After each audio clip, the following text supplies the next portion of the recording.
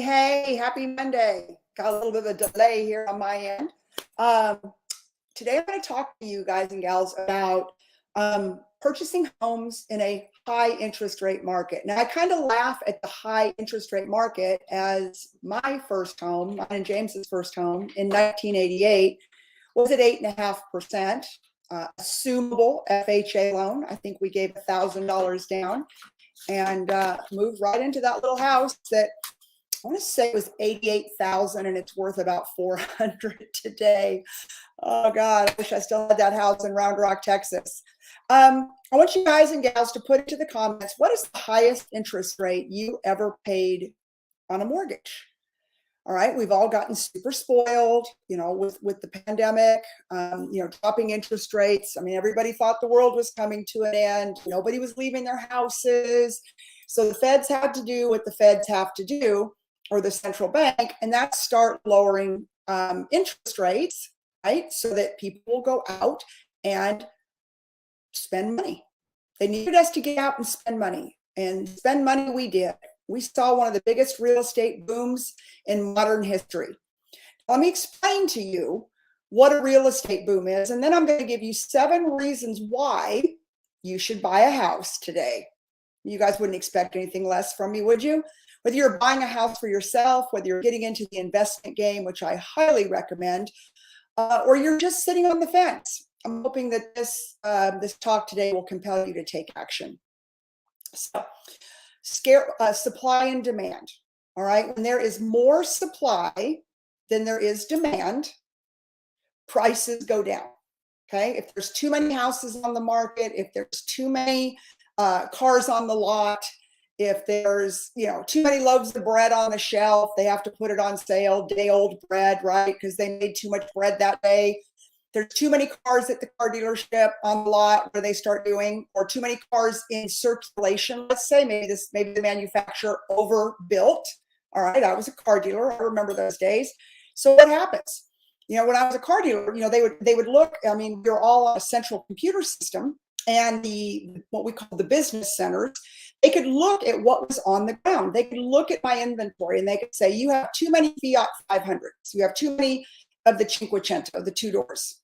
So to help you move those cars, Lisa, we're going to give you a $500 incentive to pass along to the consumer, or we're going to give you a $1,000 incentive, or we're going to give you low financing, what we call subvented, right? Below market financing. Why? We do that when there's too much of something, okay? We lower the price, we give an incentive to spur somebody to make a purchase.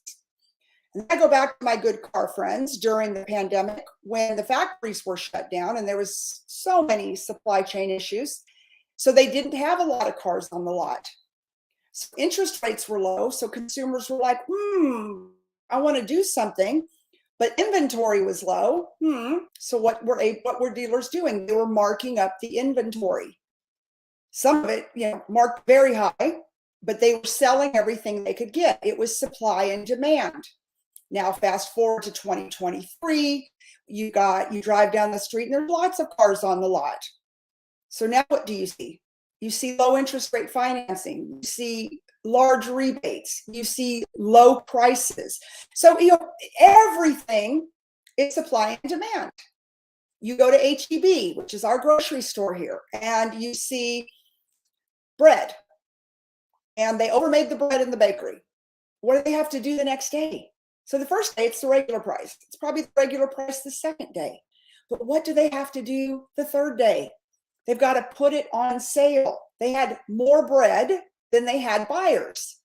Trying to keep it simple for everybody, but just to understand the laws of supply and demand and how supply and demand drive pricing. All right, fast forward 2023, real estate. Okay.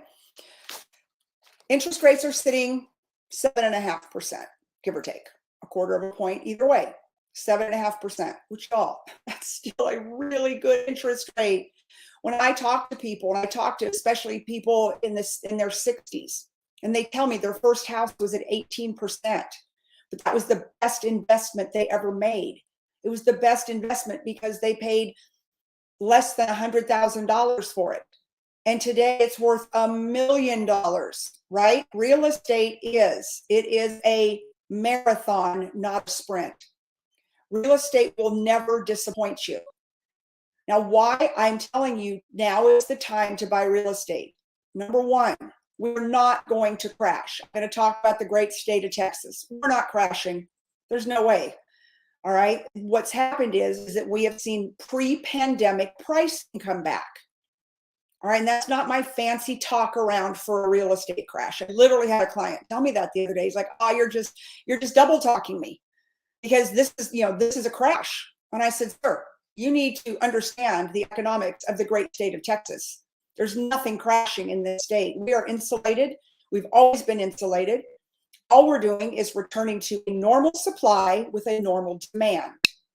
So that means instead of being 2 days on the market with multiple offers, our average is about 58 days.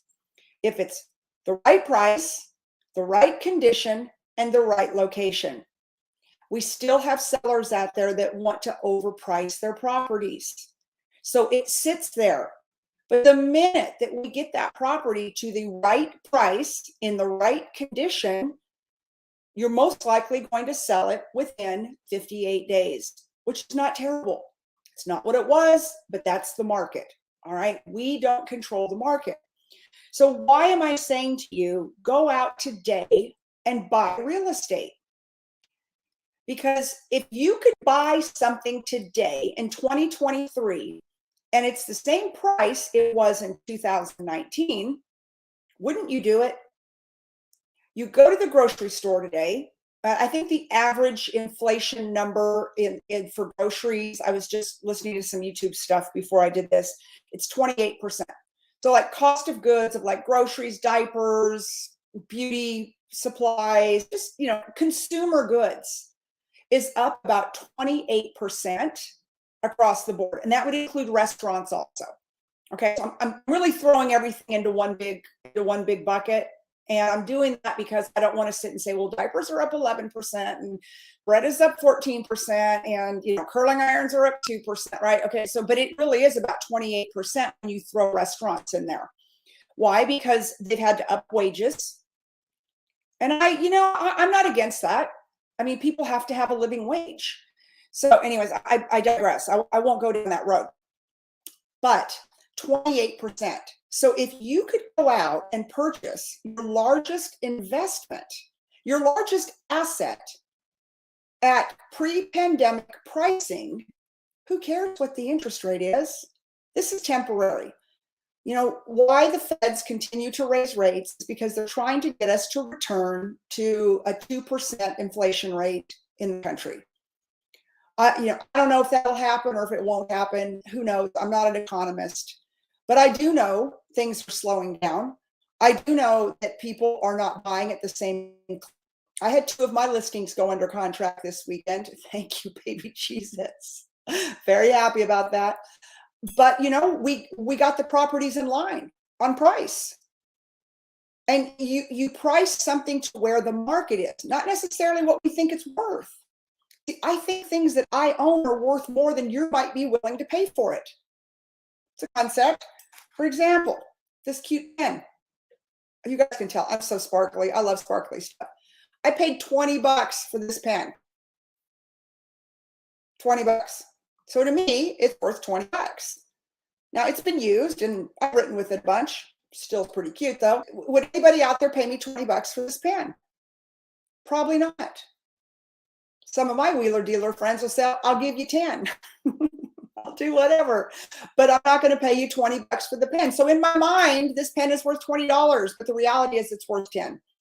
So anyways, so let's talk about why would you think, well, I'm getting, and by the way, if you're not getting 5 1/4 or more on your savings account, you need to move your money. I had a client tell me yesterday that he's getting 3 1/4 and he's thrilled. I'm like, you need to go to my bank because they pay me 5 1/4. So 5 1/4 is the number, just so you know, on your savings account. But anyways, so people are excited. They're like, I'm earning more money than I've ever earned on my savings account before. And I'm like, yes, but the inflation, that means the cost of goods, prices are rising faster then you are making money on the money sitting in your bank. It's the easiest way I know how to explain it. If I could do it any easier, I'd be a professor somewhere. Because I think this is such an important message. It's so important that you understand that our money, our cash, first of all, it's backed by nothing. Zero, Zippo, no gold, no standard. It's paper. We're printing paper, okay?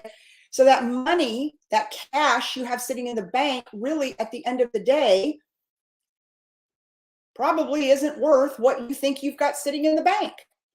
So why not take that money, take that cash and invest it into an asset? Invest it into something you can touch, you can feel, you can walk into, and that will appreciate.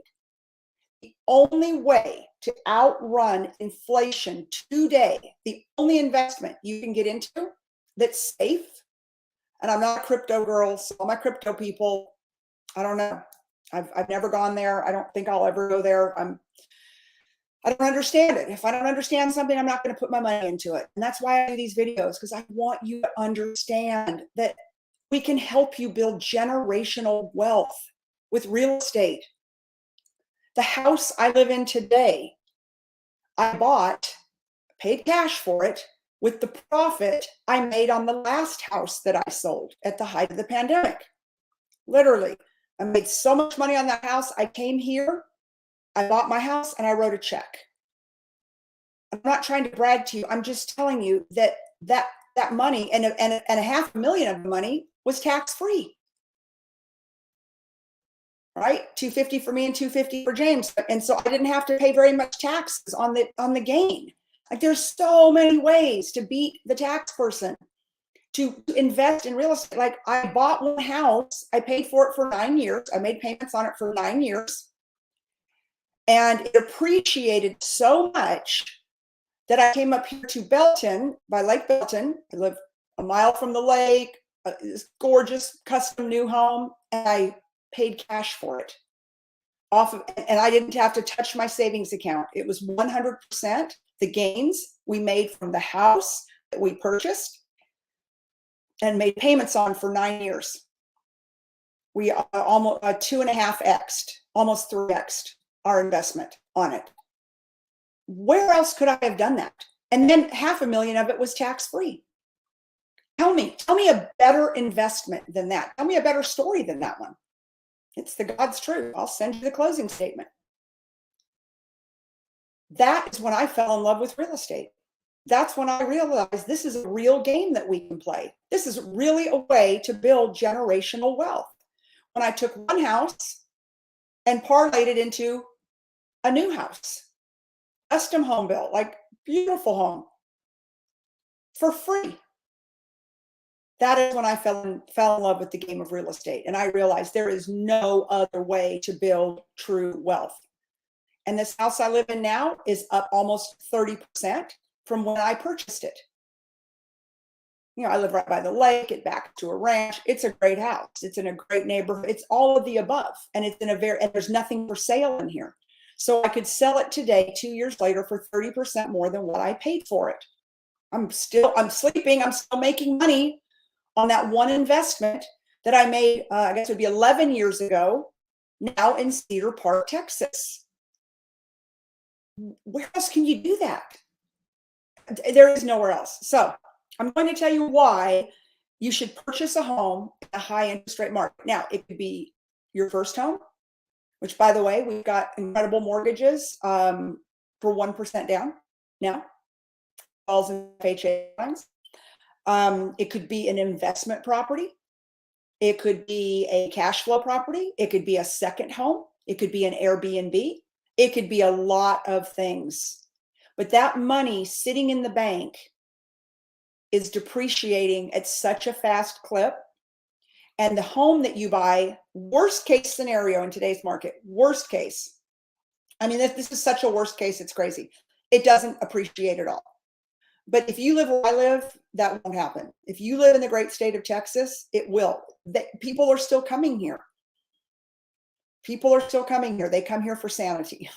That's it. They come here for sanity. So let's say you appreciated 8% a year. All right, 8%. So for a $100,000 house, it goes up $8,000 a year in value. Then year two, it's worth 108. Then the 108 goes up 8%. Which, God, don't even get me to start doing math, but let's just say it's worth about $120,000. Year two. So you've made $20,000 in appreciation on a 2-year investment. I mean, I totally made those numbers up, but like where I live, the appreciation is about 15%. And back where I live, it's probably closer to 20%. But in my town, it's probably 12 to 15. But in this area that I live by the lake, it's, you know, it's much higher. So again, absolutely, absolutely, there is no better way to hedge inflation than to invest it in real estate. No better way. Do you buy land? You know, maybe I'm not a big land person unless you're getting ready to go build. I'm about assets that cash flow. How do you invest in something that then you can pull money off of it every month, pull money off of it every month as it appreciates, then it cash flows. All right, as cost of goods get more expensive. If it's $20 to go buy a hamburger now, and it just about is, wouldn't it be great if you had a property throwing off $500, $600, $700, $800 in cash flow, in additional income after you pay the mortgage? What if you have an extra $500 a month to help offset the higher prices, gas prices, oil prices, food prices, everything, everything, everything. Thank you, Joe Biden. So what if you had that money every month, that cash flow? Does that change your perspective on money? Does it make you feel more secure? And then what about if in 2 or 3 years, you could go sell that property and you make an additional 20, 30, 40, 50, $100,000 on it? I don't know. I mean, I could, you guys could throw me any property and I could do an analysis on it and tell you what you would cash flow, what your tax implication would be, what the potential, right? The potential appreciation would be. I can do all of that for you. And I can show you a 5-year plan and you're going to go, damn, why would I ever leave that money in the bank at 5.25% interest when that money could be working for me? So here are my 7 things. Housing needs, right? So why would you buy a home now? The D's, death, divorce, downsize, right? Don't like it. I added that because I do have people. I've got a client right now who I love dearly, but she does not like her house. So every day she sends me a new Zillow on it. You know who you are, and I bet you'll be watching this video. Long-term perspective. Real estate is typically viewed as a long-term investment. It's not a marathon. Excuse me. It's not a sprint. It's a marathon. And so anytime you go into something with investing, I want you to have a 5-year snapshot. I want you to think about holding it for 5 years, because 5 years is where you're really going to feel the gain. The property I told you about, I held it for 9 years. I lived in it for 9 years. I got tax write-offs for 9 years. I loved it for 9 years. It worked for me for 9 years. Then it didn't work anymore. Plus, I had somebody willing to pay a lot of money for it. The tax benefits. Homeownership comes with tax benefits, such as deductions for mortgage interest and property taxes. So that 7.5% interest rate really comes down to closer to 5%, depending on what your tax bracket is, because mortgage interest is deductible, as are property taxes. All right. Think the long game. Think the tax strategy game.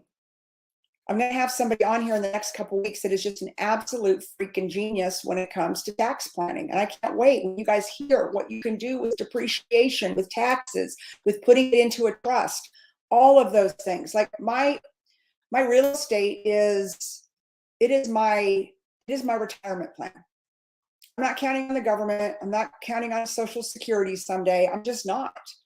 I'm too young for it. Thank you very much. But I'm not counting on it. I don't trust this government as far as I can throw them. I especially don't trust them right now. Locking in interest rates. If you feel secure, get a fixed rate loan. I'm 50-50 on that. I don't mind playing the game on a 5-1 arm, a 2-1 buy down, a 7-1 arm, a 10-1 arm. Why not? You know, the less you pay in finance charges, I think the better. Anyways, that has to do with your risk tolerance. You guys know I spent many years in the mortgage business. I understand how these trends work. This will change, I believe, in November of 2024. Negotiation opportunities. When you're in a high risk market, when you're in a high rate market, sellers become much more negotiable. There aren't as many people knocking on their door. So now's the time to come in and get a good deal.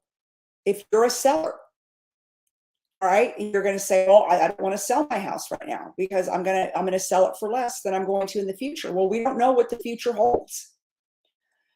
Pricing is still phenomenal here in Texas. And 2021 and 22, it was an artificial bubble. Right? The whole world was locked down. The whole world was trying to get out of densely populated cities, getting out of the blue states, all of that, coming to Texas. So what happens? You had everybody knocking on your door. Everybody, you had 10 to 15 to 20 people. Y'all, I remember an open house I went to take my clients to. We had to stand in line around the block. I just remember thinking, this is insanity. And people standing outside with their masks on 6 feet apart around the block to get into this house. It was insanity, absolute insanity. But it was the law of supply and demand. That's all. And a good capitalist is just like I was, and probably that seller was, is that I knew I could get a lot of money for my house during that moment in time. I got about $300,000 more than I would have gotten for it in any other market. So I took the money and ran. So there was a lot of that going on also, right? That's just capitalism. But capitalism is also about understanding when you can acquire an asset at the best price. And anytime interest rates are higher than normal, because I'm going to say normal is about 4.5% to 5%. All right, so we're about 2.5 points above normal. Then the prices come down. So why not secure the asset? This is only a 1 or 2 year problem, y'all. And to be able to buy a house for 10 or 20% less than you could have a year ago, do the math. I can show you all day long where this thing pencils. Pencils with a 2-1 buy down. It pencils with buying the asset on sale. It pencils. It's insane not to now just go to the mats and try to acquire everything you can get your hands on. I'm going out to look at property today. I am. I'm about it. I'm all about it. Negotiating opportunities, financial planning. If you have a well thought out financial plan, you can comfortably afford the higher mortgage payments, then it makes sense. Real estate is always the best part of a portfolio. I have a stock. I'm 6 figures into this stock. It was worth over double what it is today. It went down in 6 weeks. That was a fintech. And we absolutely took a hit. I can't control what the company does. I can't control who buys and who sells. It's kind of sickening. That's never going to happen in real estate. Real estate will never disappoint you. I'm going to trademark that. Real estate will never disappoint you if you hold it long enough. And then last but not least, it's diversification. You want to have a diverse portfolio of assets, stocks, cash. And I don't like stocks. And one of the ways I talked about in my Friday video that you can take your IRAs, your Roth IRAs, you can self-direct them. You can take an HSA, you can self-direct it. And then you're in charge of your money and where it gets invested. And you invest it in you. You have to believe in you. You have to believe in who your counsel is, who your real estate agent is, that they've got the knowledge to get you into the right deal. You've got to believe in the mortgage company, that they've got your best interest at heart. But if you can find that team, now's the time to build generational wealth in real estate. I'll put my name on that one. Bye, y'all.